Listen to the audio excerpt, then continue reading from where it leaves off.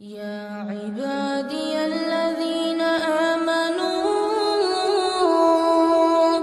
إن أرضي واسعة فإياي فاعبدون كل نفس ذائقة الموت. Sebelum itu kita menjelaskan gambaran dulu tentang wafatnya Nabi. Di dalam surah Az-Zumar ayat 39 sampai 30 Allah mengatakan, innaka mayyitun wa innahu mayyitun. Allah Subhanahu wa taala mengatakan dalam surah Az-Zumar 30, sesungguhnya kamu akan mati wahai Muhammad, dan sesungguhnya mereka juga umatmu akan mati.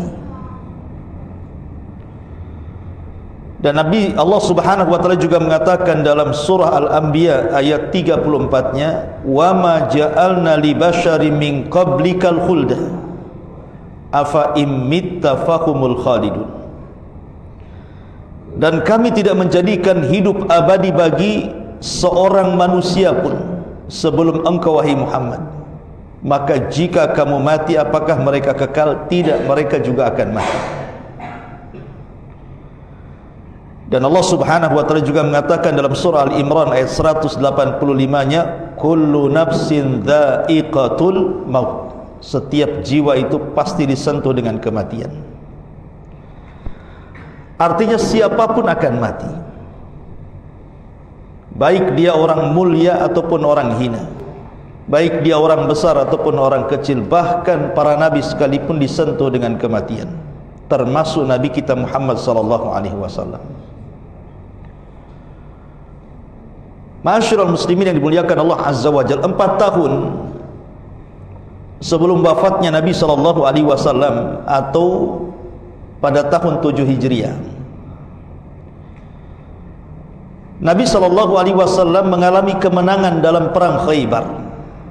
Dan perang Khaybar ini adalah perang melawan orang-orang Yahudi yang keempat kali sekaligus terakhir kali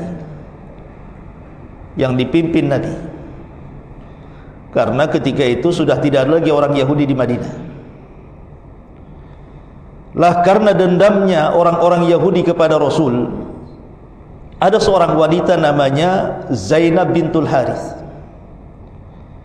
Dia pura-pura mengundang makan Rasul di rumahnya, padahal dia sudah mempersiapkan racun yang diletakkan di makanan yang disuguhkan kepada Rasul dan para sahabatnya.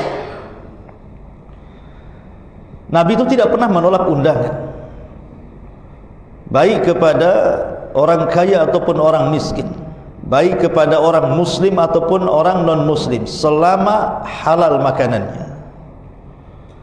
Dan sembelihan ahli kitab halal, karena Allah yang mengatakan wa ta'amul ladzina utul kitaba hillu lakum. Makanan artinya sembelihan ahli kitab itu halal bagi kalian. Aisyah radhiyallahu anha, ya Aisyah, ma azalu ajida alamat ta'amil ladzi akaltu bi Khaybar. Wahai Aisyah, saya masih merasakan rasa sakit akibat dari makanan yang saya konsumsi di Khaybar. Maksudnya daging yang disuguhkan Zainab yang berlumuran racun itu. Kemudian dia mengatakan, fahada awanun wajadtu inqita'a abhari min dzalika sum. Inilah saatnya urat nadiku akan terputus karena pengaruh racun itu, wahai Aisyah. Maka sejak itulah Nabi SAW mengalami sakit parah, dan itulah detik-detik wafatnya. Ma'asyiral muslimin yang dimuliakan Allah Subhanahu wa taala, pada tahun 10 Hijriah, 1 tahun sebelum wafatnya, maka Nabi SAW kemudian mengajak para sahabatnya untuk melaksanakan Hajjatul Wada, haji perpisahan. Maka berangkatlah manusia, mau laki-laki mau perempuan, mau orang tua, mau orang muda, semua berangkat karena ingin haji bersama Nabi SAW, dan itu haji terakhir beliau. Maka Nabi SAW ketika berkumpul di hadapan para sahabat yang siap berangkat haji, kata Nabi, khudhu manasikakum la'alli la alqakum ba'da ami hadha. Ambillah dariku cara haji kalian, karena boleh jadi setelah tahun ini aku tidak mungkin berjumpa dengan kalian. Kemudian Allah Subhanahu wa taala turunkan satu surat, dan ini surat terakhir yang turun secara sempurna, Suratul Nasr. Idza jaa nasrullahi wal fath wa ra'aitan nas yadkhuluna fi dinillahi afwaja fasabbih bihamdi rabbika wastaghfir innahu kana tawwaba. Apabila telah datang pertolongan Allah dan kemenangan, dan kamu lihat manusia dari mana-mana mereka masuk ke dalam Islam, maka bertasbihlah dengan memuji Rabbmu dan memohonkan ampun kepadanya, sesungguhnya dia zat yang maha penerima taubat. Maka sejak turun ayat ini, Nabi SAW selalu membaca dalam ruku dan sujud salatnya, subhanakallahumma wa bihamdika Allahumma gfirli.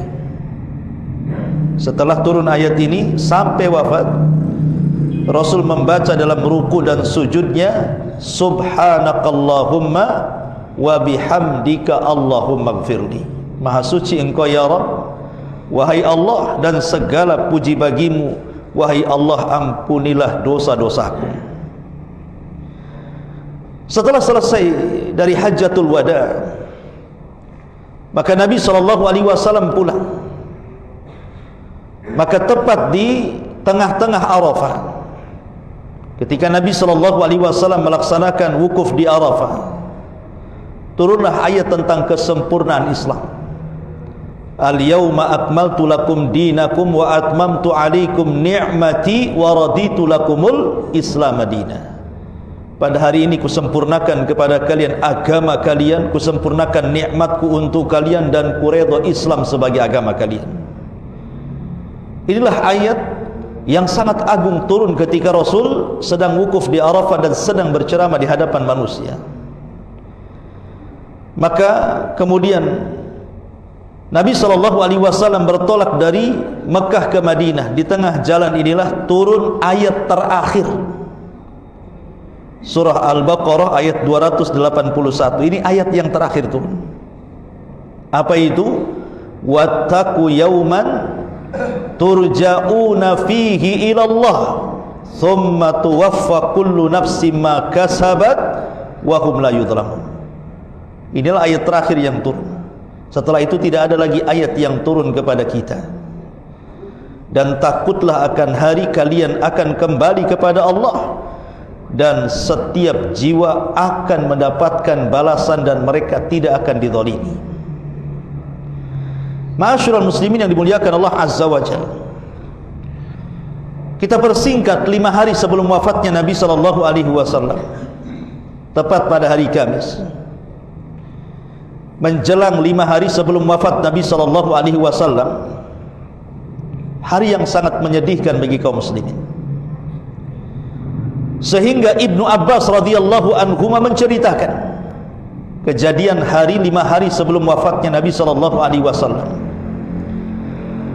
Ketika itu Nabi SAW meminta para sahabatnya untuk didatangkan satu catatan, satu buku. Maka para sahabat ketika itu berselisih pendapat apa maksudnya Rasul meminta satu kitab, satu buku itu. Apa yang dimaksud buku ini? Al-Quran? Kalau sudah ada Al-Quran berarti sudah cukup. Yang lain mengatakan boleh jadi Nabi SAW hendak menulis wasiat. Yang lain mengatakan begini dan begitu, sehingga cekcoknya para sahabat terdengar di telinga Nabi. Maka Nabi SAW mengatakan, da'uni falladhi ana fihi khairun usikum bisalathin, kata Rasul. Bebaskan aku dari perselisihan kalian. Jangan kalian berselisih. Ngapain kalian berselisih? Sesungguhnya apa yang ada padaku jauh lebih baik dibandingkan apa yang ada pada kalian, dan kuwasiatkan kalian dengan 3 perkara. Kemudian Nabi SAW mengatakan, akhrijul musyrikina min jaziratil Arab. Pertama, keluarkan, jangan ada orang musyrik di tanah Arab. Keluarkan semuanya, baik dari Mekah ataupun Madinah. Kemudian yang kedua, wa ujizul wafda binahwi ma kuntu ujizuhum bihi. Kemudian kata Rasul, dan saya wasiatkan juga kepada kalian, perlakukan dengan baik setiap duta-duta, utusan-utusan yang datang kepada kalian sebagaimana aku berbuat baik kepada mereka. Dan yang ketiga, kata perawi hadis, aku lupa apa yang dikatakan Nabi. Tapi yang jelas bahwa Nabi SAW ketika itu sudah mulai ada tanda-tanda bahwa dia akan meninggalkan dunia. Maka 3 hari sebelum wafatnya, Nabi SAW dijelaskan oleh Jabir bin Abdullah radhiyallahu an, aku mendengar Nabi SAW sebelum wafatnya beliau mengatakan 3 kali dengan mengulang-ulang kata ini, la yamutanna ahadukum illa wa huwa yuhsinu dhann billahi azza wajalla, rawahu Muslim. Tidak boleh salah seorang di antara kalian saat meninggal sementara dia berburuk sangka kepada Allah, tapi baik sangkalah dengan Allah Subhanahu wa taala. Tidak boleh seseorang meninggal dalam kondisi berburuk sangka, tapi haruslah berbaik sangka dengan Allah Subhanahu wa taala. Ya, seperti itu. Karena di antara sunnah orang menjenguk orang yang sedang sakit parah itu adalah dengan menyebutkan kebaikannya, jangan menyebutkan keburukannya, walaupun dia orang jahat. Kalau kita datang menjenguk dia sedang sakit parah, apalagi mendekat ajalnya, maka jangan sekali-kali menyebutkan keburukannya, tapi sebutkan kebaikannya, walaupun buruknya lebih banyak dibandingkan baiknya. Karena saat orang seperti itu, dia akan mendengarkan dan akan mengingat kalimat terakhir yang diucapkan manusia sebelum wafatnya. Kalau seandainya yang dibicarakan itu keburukan, itu yang akan mengiang-iang di kepalanya. Dan kalau juga yang diceritakan kebaikan, itulah yang akan terpikir dalam otaknya, sehingga dia berbaik sangka dengan Allah bahwa dia masih punya kebaikan, sehingga dia akan meninggal boleh jadi buruk sangka itu amal terakhir yang ia bawa. Makanya Rasul mengatakan jangan sampai berburuk sangka sebelum matinya seseorang itu. Lah di hari ini Nabi SAW kebetulan berada di rumah Maimunah. Jadi ketika itu Nabi SAW berada di rumah Maimunah. Maka Nabi SAW meminta kepada Maimunah radhiyallahu anha, kumpulkan istri-istriku semuanya. Maka semua istri-istri Rasul dikumpulkan di rumah Maimunah. Kemudian Nabi SAW meminta izin kepada istri-istrinya agar malam ini dan seterusnya dia ingin di rumah Aisyah radhiyallahu anha. Kenapa Rasul ingin di rumah Aisyah? Bukankah Maimunah istri juga? Kenapa tidak di rumah Hafsah? Kenapa tidak di rumah istri-istri yang lainnya? Karena kita tahu bahwa tidak ada satupun kamar dari kamar istri-istri Nabi yang Jibril dan wahyu Allah selalu turun kecuali di kamar Aisyah. Itu yang menjadi alasan Rasul ingin di kamar Aisyah. Ingat bahwa Nabi itu tidak punya rumah untuk istri-istrinya, yang ada kamar-kamar. Makanya ada surat dalam Quran itu disebut Al-Hujurat namanya, kamar-kamar. Bahasa kitanya kos-kosan. Atau kos-kosan itu per kamar. Jadi mereka bukan rumah, bayangkan. Ya. Jadi Nabi SAW meminta kepada istri-istri yang lain untuk diizinkan bahwa dia selama sakit dan dirawat dalam kondisi sakit itu berada di kamar Aisyah. Maka semua istri-istri Nabi SAW mengizinkan. Maka kemudian datanglah Abbas, Fadl ibn Abbas dan Ali radhiyallahu an, memapah Rasul dari kamar Maimunah ke kamar Aisyah radhiyallahu anha. Lah saat Nabi SAW dipapah oleh Ali dan Fadl ibn Abbas inilah, kan dia keluar rumah, disaksikan para sahabat. Bagaimana melihat para sahabat lunglainya Rasul, tidak ada tenaganya Rasul, lemahnya Rasul. Akhirnya kemudian berita ini menyebar sampai ke seantero penjuru-penjuru Madinah, dan semua sahabat mendengarnya. Akhirnya para sahabat pun khawatir, ada apa dengan Nabi? Maka semua dari kabilah-kabilah datang memenuhi Masjid Nabawi. Sementara Aisyah itu kamarnya dempet dengan Masjid Nabawi.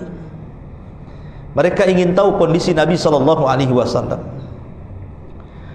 Akhirnya karena ramainya orang dalam masjid itu, sehingga membuat suara-suara, yang suara ini masuk ke kamar Aisyah, melihat mereka.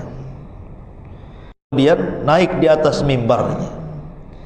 Disinilah Nabi SAW berwasiat kepada para sahabat, dan inilah wasiat terakhir Rasul.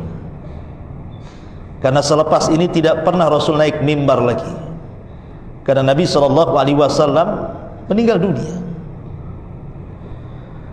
Nabi SAW yang pertama kali setelah dia memuji Allah, kemudian bersalawat kepada dirinya sendiri, kemudian Nabi SAW mengatakan, innallaha khayyara abdan bainad dunya wa baina ma indallah. Sesungguhnya Allah telah memilih seorang hamba antara dunia dan apa yang ada di sisi Allah Subhanahu wa ta'ala. Tapi hamba ini memilih apa yang di sisi Allah dibandingkan dunia. Ketika Nabi SAW berceramah seperti ini, tiba-tiba Abu Bakar yang persis berada di depannya tiba-tiba menangis. Semua para sahabat melirik Abu Bakar dan mengatakan, ya Aba Bakrin lima tuqati'a kalaman Nabi. Hei Abu Bakar, kenapa engkau memutus Nabi berceramah? Biarkan dia ngomong. Kenapa kau putus dengan suara tangisan? Maka Abu Bakar hanya terus menangis dan menangis, sampai akhirnya Nabi SAW mengatakan, da'u Aba Bakrin yatakallam. Biarkan Abu Bakar bicara, kalian jangan bicara. Kemudian tiba-tiba Abu Bakar mengatakan, ya Rasulullah, fadaina bi amwalina, fadainaka bi amwalina, wa fadainaka bi ahlina, wa fadainaka bi nafsina ya Rasulullah. Rasul, kami siap menebus engkau dengan harta-harta kami, kami siap menebus engkau dengan keluarga kami siap menebus engkau dengan jiwa-jiwa kami, asal engkau tidak meninggalkan diriku. Ma'asyiral muslimin yang dimuliakan Allah Subhanahu wa ta'ala, tiba-tiba semua para sahabat terdiam. Rupanya dari sebanyak itu para sahabat yang hadir tidak paham istilah Rasul kecuali Abu Bakar. Maksud hamba dalam hadis itu adalah Nabi SAW, bahwa Rasul pernah diberikan pilihan. Kapan itu? Ketika Nabi SAW menziarahi kuburan Baqi', dan itu mendekati wafatnya. Kemudian Nabi SAW selepas dari kuburan Baqi' itu, Nabi SAW menjelaskan, inni khuyyirtu baina khazainil ardi wal khuldi fiha wa baina liqa'i rabbi wal jannah. Sesungguhnya aku diberikan pilihan dengan akan diberikan kekayaan yang melimpah dalam kehidupan dunia, dan juga pilihan untuk berjumpa dengan Rabbnya dan dijanjikan sorga. Maka Nabi SAW semakin rindu untuk cepat meninggal dibandingkan hidup. Makanya Rasul berceramah seperti ini ketika wasiat terakhir beliau. Lah, tidak ada yang memahami kecuali Abu Bakar. Dan sebelumnya Nabi SAW 7 hari sebelum wafatnya, Nabi SAW juga mengajak para sahabatnya untuk berziarah ke kuburan syuhada Uhud. Kenapa Nabi SAW mengajak para sahabatnya untuk berziarah kubur kepada para syuhada Uhud itu? Nabi ingin mengingatkan di hadapan para sahabat, jangan pernah lupakan sejarah. Jas merah, jangan lupakan sejarah. Seolah-olah Rasul ingin mengatakan, kalau bukan karena Allah kemudian para syuhada Uhud ini, kalian tidak seperti ini sekarang. Rasul tidak pernah melupakan kebaikan para syuhada. Diingatkan kepada sahabat yang lainnya. Lah kemudian Nabi SAW setelah itu pulang. Di tengah jalan itulah Nabi SAW menangis. Kemudian dia mengatakan, asfaqtu li ikhwani, sungguh aku rindu ingin berjumpa dengan teman-temanku. Sahabat heran dan mengatakan, ya Rasulullah, awalasna ikhwanuka, Rasul, bukankah kami teman-teman? Maka Rasul mengatakan, la, bukan, antum ashabi, engkau itu sahabatku, bukan temanku. Lalu siapa temanmu itu, wahai Rasul? Maka Nabi SAW mengatakan, humul qaum ja'u min ba'di, mereka adalah sebuah kaum yang datang setelahku, setelah aku meninggal. Humul qaum ja'u min ba'di yu'minuna bi walam yarawni, mereka bisa beriman dengan keyakinan penuh kepadaku padahal mereka tidak pernah melihatku. Itulah teman-temanku. Jadi Nabi SAW sudah merasakan dekat ajalnya sampai dia bicara seperti itu. Dia rindu dengan umatnya yang datang setelahnya. Makanya Nabi SAW ketika khutbah di situ, Nabi SAW mengingatkan bahwa dia sudah dipanggil Allah Subhanahu Wa Taala, sudah akan dipanggil oleh Allah Subhanahu Wa Taala. Maka setelah turun dari mimbar, kemudian Rasul mendoakan para sahabat, awakumullah wa nasarakumullah, semoga Allah melindungi kalian, semoga Allah memberikan penjagaan kepada kalian. Terus Rasul mendoakan para sahabat. Dan sebelum benar-benar turun dari mimbar, Rasul mengatakan, ucapkan salamku untuk umatku yang datang sepeninggalku. Rasul sempat memberikan salam kepada kita. Baru Rasul masuk ke kamar Aisyah. Lah disitulah Nabi SAW sakit parah. Sakit parah tepat menjelang ajalnya. Nabi SAW berada di pangkuan Aisyah Ummul Mukminin radhiyallahu anha. Dan inilah bedanya Aisyah dengan Khadijah. Kalau Khadijah saat meninggal berada di pangkuan Nabi, tapi Nabi SAW saat meninggal berada di pangkuan Aisyah radhiyallahu anha. Seolah-olah dua wanita ini adalah wanita yang mulia di hadapan Nabi. Yang satu meninggal di pangkuan Nabi Khadijah, yang satu pula Nabi meninggal di pangkuan Aisyah radhiyallahu anha. Dan itu menjadi kebanggaan Aisyah karena Rasul wafat di pangkuan dirinya. Saat detik-detik sakaratul maut Rasul itu, maka datang Abdurrahman, putra Abu Bakar Siddiq radhiyallahu anhu, masuk ke kamar Aisyah karena saudaranya. Ketika itu Abdurrahman sedang memegang siwak. Pandangan Nabi SAW tiba-tiba sangat tajam kepada siwaknya Abdurrahman. Aisyah paham bahwa Rasul ingin bersiwak sebelum wafatnya, karena ingat, siwak bagi Rasul itu wajib, sama dengan sholat tahajud itu wajib bagi Rasul. Maka Nabi SAW, Aisyah mengambilkan siwak Abdurrahman, kemudian memotongnya, kemudian melembutkannya, kemudian memberikannya kepada Rasul. Apa kata Aisyah? Demi Allah, aku tidak pernah Rasul bersiwak seindah itu. Kemudian selang beberapa saat masuklah Fatimah, putri yang paling dicintai Nabi. Tiba-tiba Rasul mengatakan, ya Fatimah, mendekat kau kepadaku. Tiba-tiba Rasul membisikkan sesuatu kepada Fatimah. Fatimah pun kemudian menangis. Kemudian Rasul membisikkan kedua kali, tiba-tiba Fatimah tertawa. Aisyah radhiyallahu anha heran, kenapa orang bersedih bisa menggabungkan antara tangisan dan tawaan.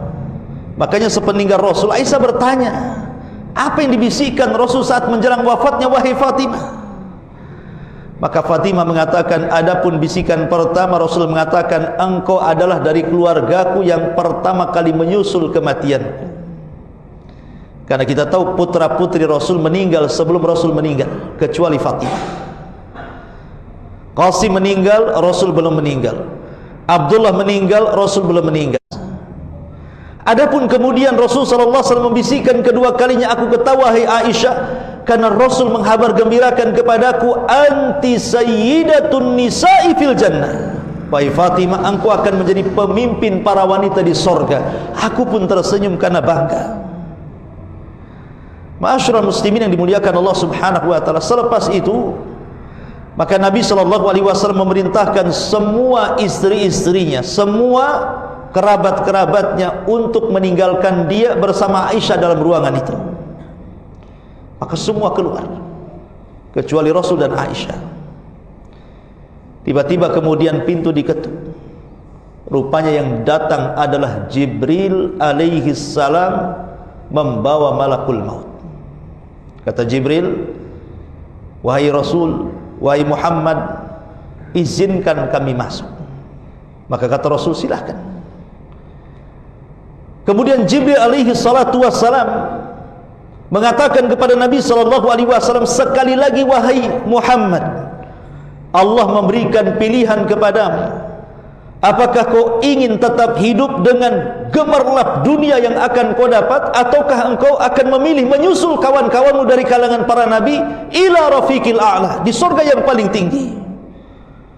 Tiba-tiba Nabi sallallahu alaihi wasallam kemudian telunjuknya seperti ini, kemudian naik mengangkat ke langit dan mengatakan ila rafiqil a'la, ila rafiqil a'la. Kata Aisyah tidak melihat Jibril, Aisyah tidak melihat malakul maut, tapi Aisyah tahu ketika Rasul mengatakan ila rafiqil a'la, aku memilih bersama teman-temanku di surga yang paling tinggi. Artinya Rasul memilih kematian dibandingkan hidup. Aisyah mengatakan, demi Allah aku tahu sekarang Rasul sedang diberikan pilihan, katanya. Maka disitulah Nabi SAW mengatakan, la ilaha illallah wa inna lil mauti la sakarat. Tidak ada sembahan yang berhak disembah kecuali Allah. Sungguh dalam kematian itu ada rasa sakit yang luar biasa. Kemudian Nabi SAW tiba-tiba terdiam. Rupanya malaikat maut sudah mengatakan, ya ayyatuhan nafsut tayyibah, ruhu Muhammad ibn Abdillah, ukhruji ila radiyatan mardiyah. Wahai ruh yang baik, ruh Muhammad ibn Abdillah, keluarlah menuju keridhaan Allah Subhanahu wa taala, menuju kemuliaan Allah Subhanahu wa taala. Maka Nabi sallallahu alaihi wasallam tepat di waktu duha hari Senin tanggal 12 bulan Rabiul Awal tahun 11 Hijriah, Rasul meninggal. Di pangkuan siapa? Aisyah. Aisyah radhiyallahu anha ketika melihat semakin berat kepala Nabi sallallahu alaihi wasallam di pangkuannya, semakin lemas jasad Rasul, ini tanda kematian. Apa yang harus dibicarakan Aisyah? Sementara dia wanita yang paling dicintai Rasul dan mencintai Rasul. Aisyah hanya berusaha untuk membuka pintu yang menghadap Masjid Nabawi yang di situ sudah berkumpul para sahabat. Aisyah hanya mengatakan, mata Rasulullah, mata Rasulullah. Rasul sudah meninggal, Rasul sudah meninggal. Semua para sahabat seperti orang gila. Bayangkan Ali radhiyallahu anhu tidak sanggup berdiri. Dia tidak percaya bahwa Rasul sudah meninggal. Bahkan Utsman seperti orang gila, lari ke sana, lari ke sini, seolah-olah tidak percaya. Bahkan Umar bin Khattab radhiyallahu anhu sampai lari ke rumahnya, dia mengambil pedang, kemudian keluar lagi, kemudian mengatakan di hadapan manusia, siapa yang mengatakan Muhammad sudah mati, kupenggal lehernya, kupenggal lehernya. Siapa yang mengatakan Muhammad sudah mati, kupenggal lehernya. Tahu enggak, Muhammad itu hanya sedang keluar 40 hari dan dia akan kembali untuk mematahkan kaki dan tangan orang-orang munafik. Jadi semua para sahabat menangis, tidak ada satupun yang kemudian mampu berbicara dengan kematian Nabi SAW. Lah Abu Bakar ketika itu memang tidak ada di situ. Abu Bakar datang, mendengar Rasul meninggal, dia langsung datang, langsung masuk ke kamar putrinya Aisyah radhiyallahu anha. dan melihat Nabi SAW sudah ditutup kain. Kemudian Abu Bakar pun mendekat Rasul, membuka kainnya, kemudian mencium kening Rasul, kemudian mengatakan, ya Rasulullah, tibta anta hayyan wa mayyitan, Muhammadan fa inna Muhammadan qad mat, wa man kana ya'budullaha fa innallaha hayyun la yamut. Wahai manusia, siapa di antara kalian yang masih menyembah Muhammad? Muhammad sudah mati. Apa kalian akan sembah Muhammad yang sudah mati? Tapi siapa di antara kalian yang menyembah Allah, dialah zat yang tetap hidup dan tidak akan pernah mati. Kemudian Abu Bakar membacakan ayat, wa ma Muhammadun illa rasul. Murtad ke belakang kalian setelah kematiannya, demi Allah, siapapun yang murtad ke belakang kalian tidak akan memadaratkan Allah sedikit pun, karena Allah hanya membalas orang-orang yang bersyukur kepadanya saja. Anas ibn Malik yang mendengar kata-kata katakan, asri'u bil janazah, segerakan proses jenazah itu. Ini Rasul yang mengatakan. Kenapa jasad Rasul 3 hari dibiarkan? Karena ketika itu para sahabat sedang memilihkan siapa yang layak menjadi khalifah sepeninggal Nabi. Sebab kalau belum ada khalifah yang menggantikan sepeninggal Nabi, maka Ansar dan Muhajirin akan bertengkar soal Nabi. Makanya setelah terpilih Abu Bakar menjadi khalifah, maka barulah kemudian jasad Nabi dikuburkan. Di mana dikuburkan? Persis di kamar Aisyah. Karena terjadi perselisihan. Orang-orang Muhajirin mengatakan, bagaimana kalau jasad Rasul kita bawa ke Mekah? Itulah tanah kelahirannya. Tapi orang-orang Ansar mengatakan, oh tidak bisa, ini tanah hijrahnya. Akhirnya kemudian Abu Bakar mengatakan, aku pernah mendengar Rasulullah bersabda bahwa setiap Nabi harus dikebumikan di tempat dia dicabut ruhnya. Lah kebetulan dicabut ruhnya di kamar Aisyah, maka langsung digalikan kubur di situ. Disitulah makam Nabi SAW sampai hari ini. Inilah kisah global tentang kematian Nabi SAW. Baik, kita masuk kepada tema kita. Apa yang diwasiatkan Rasul menjelang wafatnya ketika khutbah di hadapan para sahabat itu? Apa saja wasiat-wasiatnya itu? Yang pertama, wasiat yang diwasiatkan Nabi SAW yang pertama adalah Rasul mengingatkan soal dunia. Kata Nabi SAW, laisal mal faqru akhsha alaikum, bukanlah kefakiran itu yang aku takutkan kepada kalian. Kata Rasul, bukan kefakiran yang aku takutkan kepada kalian. Lalu apa yang ditakutkan Rasul? Walakin ahsya an tubsatad dunya, yang aku takutkan kepada kalian kalau dunia dibentangkan di hadapan kalian.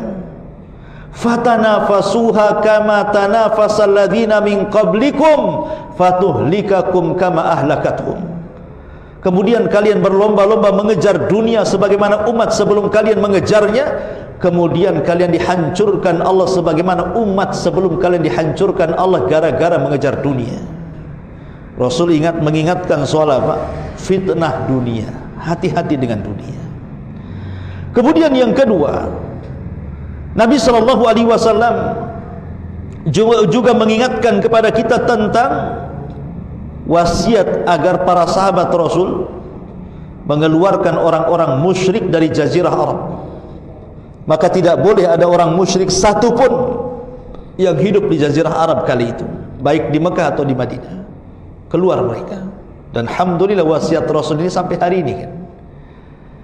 Kita kalau sedang umroh, masuk di Nuqtah, perbatasan masuk tanah haram, biasanya ada pemeriksaan di situ. Lihat paspor. Kalau dia non muslim, maka dikeluarkan sana ke Riyadh sana. Jangan masuk ke haram atau ke Madinah. Karena memang Rasul sudah berwasiat jangan ada orang di luar Islam masuk ke tanah haram ini. Dan wasiat Rasul masih berlaku. Kemudian yang ketiga, wasiat Nabi SAW mentahdzir untuk tidak membangun kuburan-kuburan di depan masjid. Kata Nabi SAW, la'natullah 'alal yahudi wan nasara alladzi ittakhadhu qubur anbiya'ihim masajid. Semoga Allah melaknat orang-orang Yahudi dan Nasrani yang menjadikan kuburan-kuburan nabi-nabi mereka dijadikan tempat sujud. Maka Islam melarang tidak boleh menguburkan orang di dalam masjid. Kalau ada yang mengatakanlah kuburan Nabi, Bukankah kuburan Nabi dalam masjid hari ini? Maka kita katakan ya, karena memang setiap Nabi dikebumikan di tempat ruhnya dicabut. Kebetulan ruhnya dicabut di kamar Aisyah. Kalau ruhnya dicabut di tempat lain, di situ juga dia akan dikebumikan. Lah apakah kemudian hadis ini berlaku kepada orang-orang yang mewakafkan tanah masjid umpamanya sehingga harus dikuburkan dalam masjid itu? Atau orang-orang yang dianggap soleh sehingga harus dikuburkan dalam masjid? Rasul melaknat, tidak boleh. Tidak boleh menguburkan orang-orang itu dalam masjid.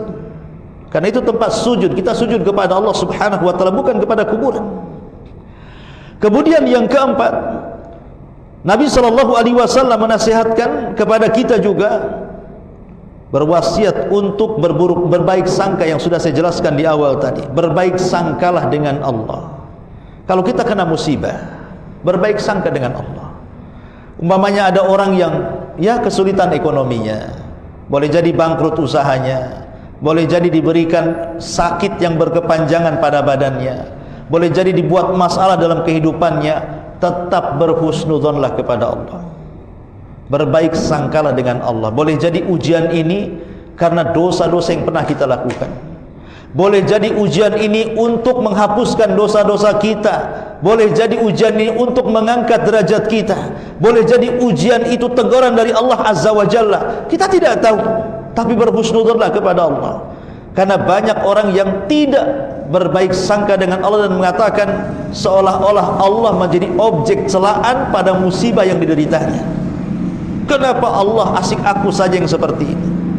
Kenapa si fulan tidak? Kenapa si fulan maju, kenapa saya tidak? Kenapa si fulan begini, kenapa saya begitu? Kenapa Allah disalahkan? Ma'asyiral muslimin yang dimuliakan Allah Azza wa Jalla, maka berhusnudzon. Ini wasiat Nabi SAW. Kemudian juga wasiat Nabi SAW yang lainnya, Rasul meminta kepada Abu Bakar Siddiq radhiyallahu an untuk melaksanakan wasiatnya. Di antaranya apa? Memerintahkan Abu Bakar untuk mengganti salat. Rasul sedang sakit, Abu Bakar disuruh salat. Ketika itu Aisyah radhiyallahu mengatakan, Rasul, jangan kau suruh bapakku salat, pemimpin salat katanya. Karena bapakku ini bakaan, mudah menangis ketika salat. Suruh Umar saja katanya. Kata Rasul, tidak, muru Aba. Makanya Rasul hanya meminta dia dan tidak yang lainnya. Padahal Rasul mengatakan, faliya ummu ahadukum aqra'ukum li kitabillah. Harus yang jadi imam salat kalian itu orang yang paling aqra, yang paling pakar, yang paling banyak hafalannya dalam salat. Tapi kenapa Abu Bakar? Kenapa tidak pakar-pakar Quran? Karena tadi ada suksesi kepemimpinan Abu Bakar setelah meninggal Rasul di sini. Makanya minta Abu Bakar, dan betul setelah Rasul meninggal siapa khalifah pertama? Abu Bakar Siddiq radhiyallahu anhu berdasarkan nas. Kemudian juga yang tak kalah pentingnya wasiat Rasul adalah kita disuruh untuk menjaga salat. Nabi SAW mengatakan, as-salatu salatu wa ma malakat aimanukum. Jaga oleh kalian salat, jaga oleh kalian salat dan hamba-hamba sahaya yang ada dalam kekuasaan kalian. Ingat, salat ini penting sampai-sampai Rasul berwasiat di akhir hayat. Kalau Rasul SAW berwasiat di akhir hayat sebelum meninggalnya, saya katakan di awal, menunjukkan ini penting, karena habis itu Rasul tidak akan berwasiat lagi. Maka salat ini perkara penting, jangan tinggalkan. Ya.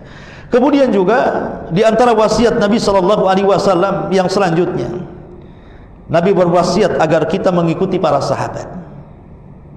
Kata Nabi SAW, iqtadu billadaini min ba'di Abu Bakrin wa Umar. Ikutilah sepeninggalku, kata Rasul, pendapat Abu Bakar dan Umar. Makanya ketika kita memahami sebuah agama itu, bukan hanya cukup berpegang kepada Al-Quran, cukup berpegang kepada sunnah, tapi ambil juga pemahaman salaful ummah, para sahabat. Karena Rasul yang mengatakan, ambillah sepeninggalku pendapat dua sahabat mulia ini, Abu Bakar dan Umar. Dan Rasul mengisyaratkan secara umum, alaikum bisunnati wa sunnatil khulafa'ir rasyidin al-mahdiyyin, addu alaiha bin nawajid. Berpegang teguhlah dengan sunnahku dan sunnah khulafa'ur rasyidin, gigitlah dengan gerham kalian, kata Rasul.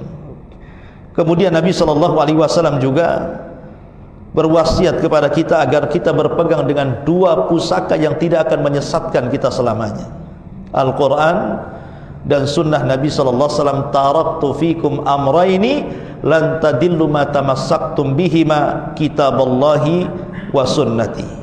Tinggalkan kepada kalian dua perkara, kalau kalian berpegang dengan keduanya tidak mungkin sesat selamanya: Al-Quran dan sunnah Nabi sallallahu alaihi wasallam. Inilah di antara wasiat-wasiat singkat dari Nabi sallallahu alaihi wasallam. Mudah-mudahan ada manfaatnya. Subhanaka wa bihamdika asyhadu an la ilaha illa anta astaghfiruka wa atubu ilaik. Allahu taala alam. Assalamualaikum warahmatullahi wabarakatuh.